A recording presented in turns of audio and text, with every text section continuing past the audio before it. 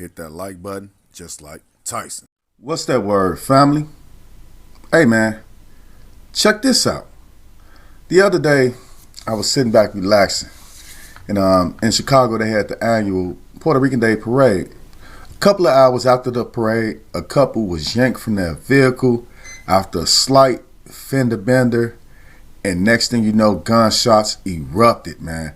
Now, the male, he died shortly after the shooting. And the woman was still in the hospital in critical condition. A young couple in their 20s were yanked from their vehicle, thrown on the ground, and shot savagely. By a group of what? Black males. Now, like I said, the husband, or the male, he died shortly after the shooting. But the woman was still in the hospital in critical condition. We have an update now on this particular case. The woman has died from her injuries. She succumbed from her injuries. So this means that two kids don't have a mother or a father. And it just makes me feel a certain type of way about my hometown, about the city of Chicago. And the reason why I got the hell up out of there when I did. It's always reasons for me to go back, family and all of that. I was just there a couple of weeks ago. We were surrounded by guns. And I still didn't feel safe. Because if the cops would have came, it would have been another issue. But it was gunshots going off like crazy. And it just made me say this, like, what the hell's going on with Chicago and most major cities in the United States of America?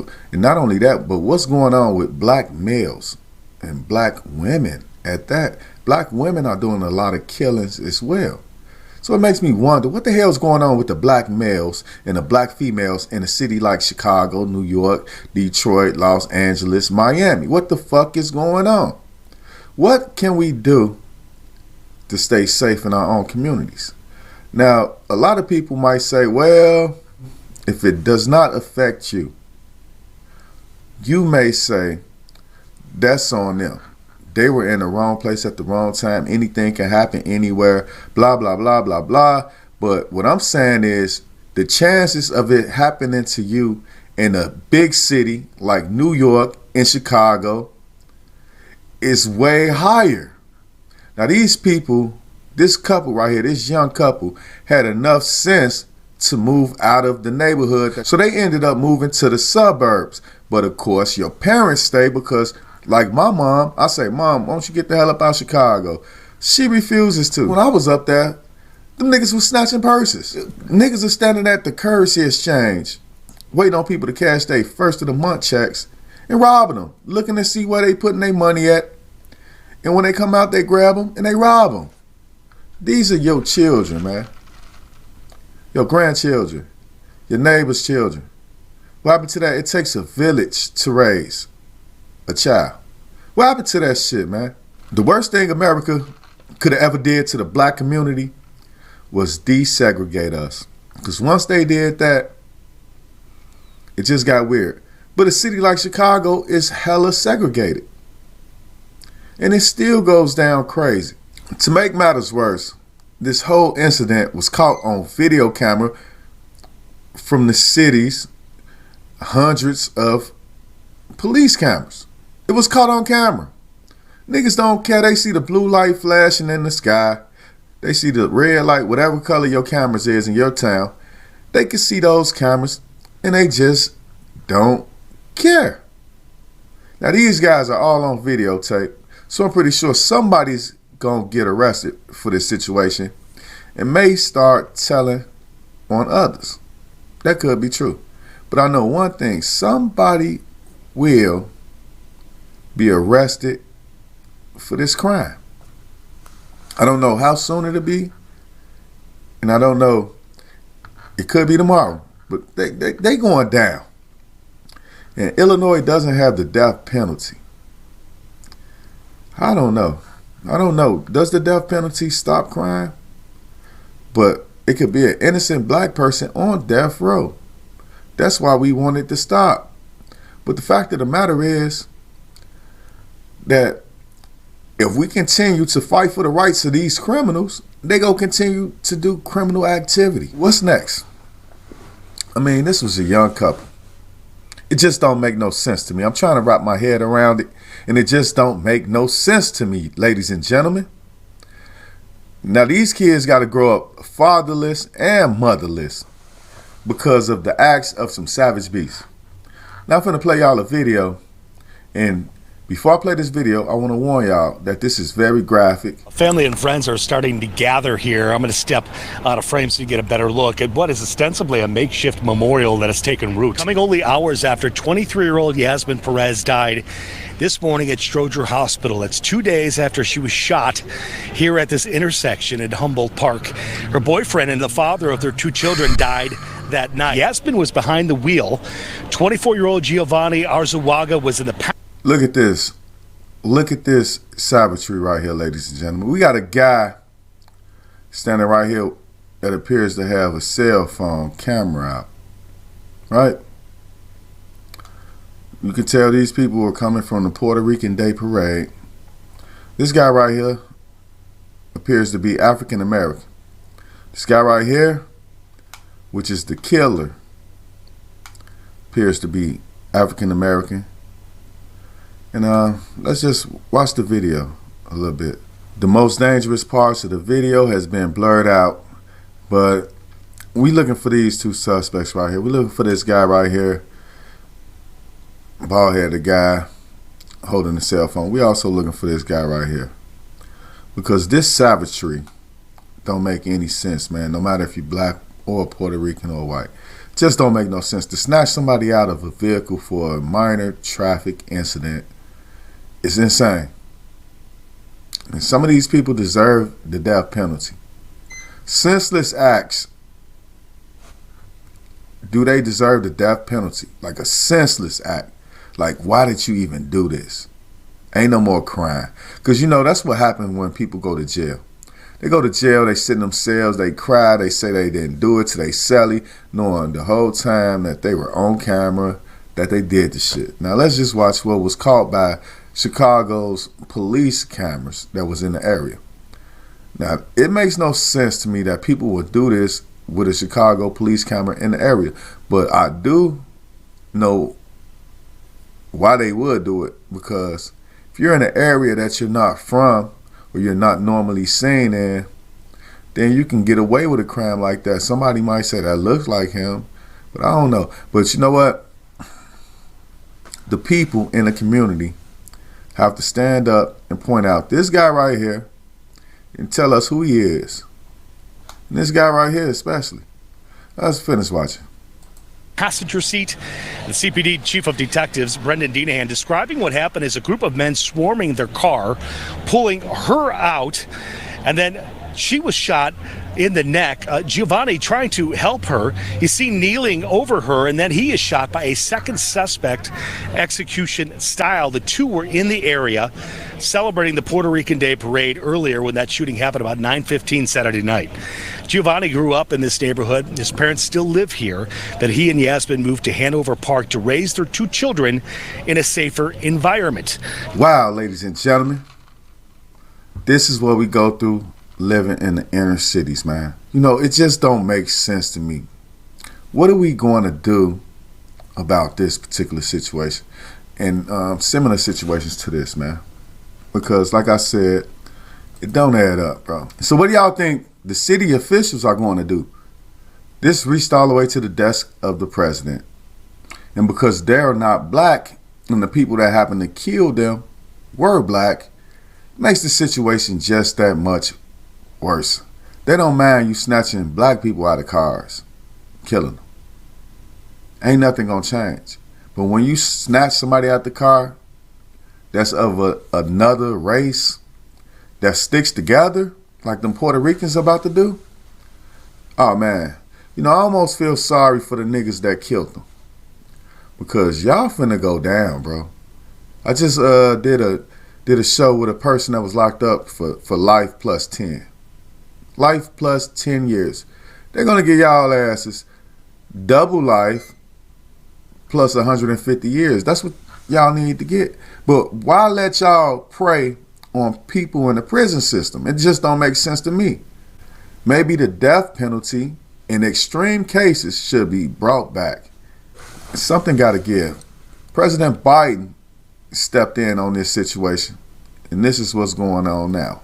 Chicago's violence making national news, but this time there's a federal plan of action. 5 dead and nearly 50 wounded just last weekend in Chicago. It's stats like those that has President Biden unveiling a 5-point plan. The plan would crack down on gun sellers who violate federal laws with a new zero-tolerance policy, which would mean stiffer penalties for retailers like West Force Sports in Gary, Indiana.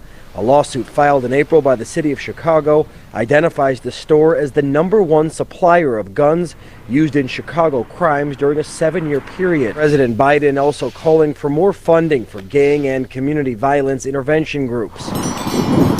Work that is done by organizations like Build Chicago, headquartered on the city's west side. Services cannot be just pop-ups. It's got to be long-term. There's one thing to say, put the guns down. There's one thing to say, don't do bad things. The other part is putting something else in. But let me ask you this question. Because of what happened with Black Lives Matter, should we trust organizations ran by black folks? Because look at the Black Lives Matter people. They're proving that they only look out for themselves, buying millions and millions of dollars worth of housing, mansions, Cadillac commercials. You know what I'm saying? So they willing to sell out for the dollar. That's all Cadillac did when they put Tamika Maury in the commercial. They showed us that she's willing to sell out for the dollar. The proposal also aims to provide more opportunities for the incarcerated to re-enter society. That sounds great. That sounds great. More opportunities for people that are locked up to enter society. And also they're going to crack down on the people that sell the guns, because they traced a lot of guns in Chicago's crimes to one particular gun store in Indiana. Something may stop if we start locking up white folks, right? Something might happen if the white people that sell us the guns get caught up. Maybe they should be charged with accessory to all these homicides. Come on now. More support for law enforcement and expanding summer. Right there. More support for law enforcement. That's what I don't like, because it's all about defund the police, right? But no, we don't need to defund the police if we keep getting examples of this. An innocent mother and a father, a young couple was shot and killed. He was trying to shield his girl from being attacked, man. And got shot and killed for that, man. Got shot in the head for that. He's not here no more. She's not here no more. These niggas in Chicago decided to cook their noodles for no reason. I can almost guarantee you the person whose car got hit was not the person who shot. They decided to cook their noodles for no reason. What type of shit is that, man? I don't understand it. The violence in the black community is senseless. Y'all hit me in the comments section and tell me how y'all wrap y'all head around this. Tell me why you still in Chicago, because I know a lot of people that visit my particular channel, they live in Chicago. Tell me why you still in Chicago, and has crime affected you to where you wanted to get the hell up out of there? Let's continue to listen to this. Employment for teens and young adults. Now, critics of President Biden's crime plan that he laid out today were quick to point out his role in passing the crime bill in the 90s, which disproportionately impacted communities of color. With what's going on today, I don't know. We gotta, all right, let's unwrap the crime bill, the 95, 94 crime bill, whatever. Let's unwrap that. That was to try to keep the community safe, right? At least that's what it said. But it turned out to be something different. So now I'm asking you, as the public, do you trust Joe Biden with a crime bill? Do you trust Joe Biden with this particular bill? Let me know that in the comment sections as well, because I don't have trust in Joe Biden. I'm not saying you don't need to have trust in him, but I don't. Not at all. It's something else going on. He's not finna lock these white folks up that's selling the guns. Like they say, majority of the guns coming in to Chicago are from one gun shop. One gun shop that's still open. Niggas out there in the streets getting their noodles cooked, and it's one fucking gun shop that's selling all the guns. Come on. Maybe we need to do something to, to the state of Indiana. Y'all don't do something with these guys. Anybody with an Indiana license plate coming to Illinois getting pulled over. State troopers, everybody. Maybe we need to insert state shit. Because Indiana has one gun store that's selling all the guns in Chicago. Most of them. Imagine if I had a business and my business was responsible for several murders. How soon and how quick will my business get shut down? That's what I'm asking you, ladies and gentlemen. What should we believe? What should we do? We live in this society. They don't. What's going on? Hit me in the comment section. I need to know right now. Because this shit makes no sense to me, man. Kids got to grow up without their parents. Not only their father, their mother as well. Come on, man. They give you 10 years where I'm at if you get caught with a gun without doing no crime. Chicago, you get 2-3 years. You get 2 years, up to like 5 years maybe. You get out again. But what are we doing with that when we get out again? What are we doing when we come home? Are we continuing the bullshit? Is getting a job out of jail gonna mean something to somebody that made $1,000 a day, $500 a day? You know what I'm saying? $200 a day sitting on their ass. It's people in Chicago that'll make $100 a day sitting on their ass and think they living their best life. It's people that's making $10,000, $20,000, $30,000 a day. What the fuck is going to jail and getting out and getting a job? What is getting a job gonna do for them? That's just one thing.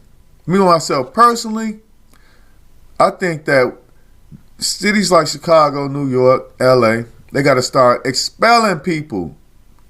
Expelling people.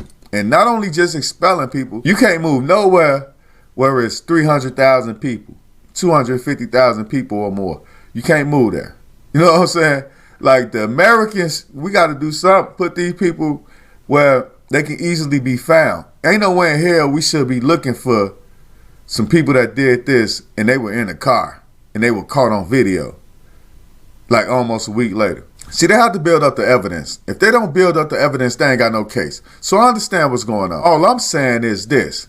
It's time for some of these people to be expelled out of these major cities so people like me can go to the Taste of Chicago and enjoy myself and, have less of a worry of something happening to me over a small and slight situation.